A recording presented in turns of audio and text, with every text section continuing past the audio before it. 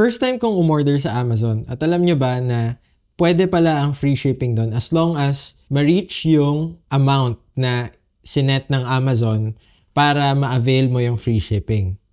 In my case, hindi umabot yung product na binili ko doon sa amount na yun. So, ang ginawa ko ay naghanap ako ng mabubudol. At dalawa kaming bumili nung same na item na to. Kaya kapag in-unbox ko to mamaya, dalawa yung makikita nyo. Hindi sa akin yung isa. Gusto ko lang din sabihin na hindi to sponsored video. Gusto ko lang talaga mag-share. So ngayon, i-unbox na natin to.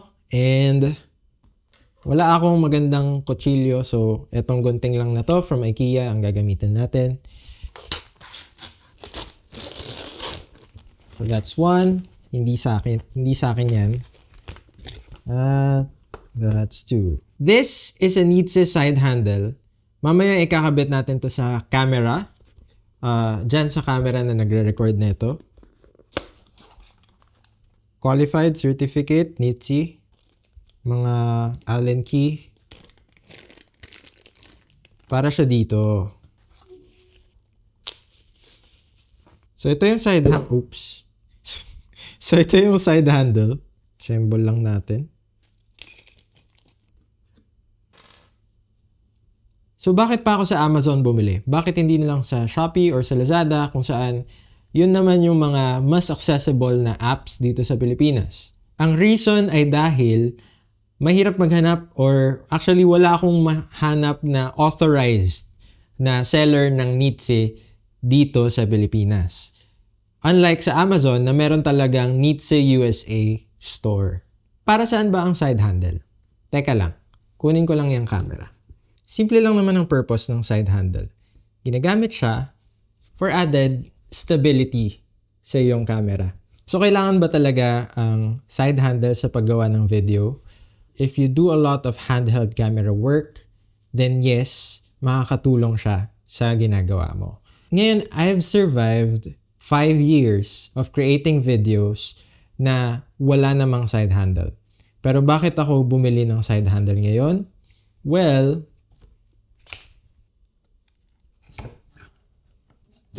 so, ito ngayon yung vertical video setup ko. And as you can see, kapag mag-handheld ako ng vertical video, ganito ko siya hawakan. At wala akong mahawakan sa right side actually. Sa left side, medyo may nakahawakan naman ako. Which is itong ilalim ng camera. Which is also not safe kasi pwede kong mapindot itong release ng lens. At pag dito naman, ang hawakan ko lang dito ay itong part na to ng cage. Kita nyo ba? Yan. Medyo masakit siya sa kamay kasi tumutusok yung cage. Mahirap kumuha ng stable footage kung ganito. Minsan kailangan ko siyang hawakan sa ilalim. So, dito papasok ang side handle.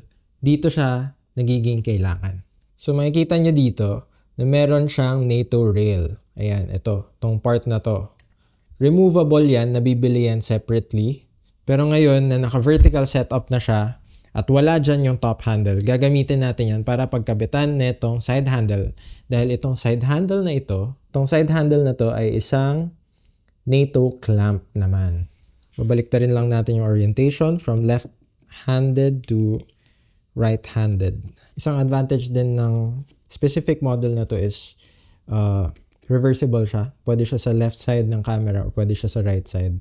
Kung saan kayo mas komportable, dun nyo siya ilalagay. Itong button na to, push lang yan using this. Yan. So, safe na yung side handle. Lock. Lock natin. And yan na. Tapos, height adjustable siya. So, masyado siyang mataas for me right now. Tada! Ngayon, nahawakan ko na ng maayos yung ating camera. Vertically, even with one hand, gaya. So, tapusin na natin tong video na to. Alternatives. If gusto nyo bumili ng side handle pero gusto nyo sa Lazada and Shopee lang kayo bibili, may mga mas murang option.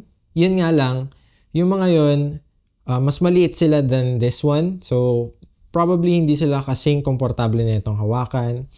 At the same time, mas konti yung mga butas nila na pwede nyong paglagyan ng mga kung ano-ano, yung mga mounts na yan. SmallRig has more expensive options with more features Pero, yun naman, pumapatak na ng 4,000, 5,000. It's not worth it. This one, I only bought for 2,400 plus. 600 plus yung shipping. Pero dahil nga nakahanap ako ng mahikipasabay sa akin, then tig 2,400 something lang talaga kami. So yun lang. Thank you for watching.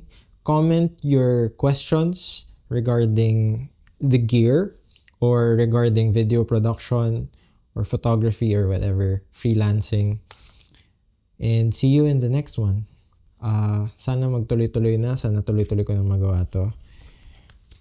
At mas maging consistent ako. Yun lang. Bye-bye.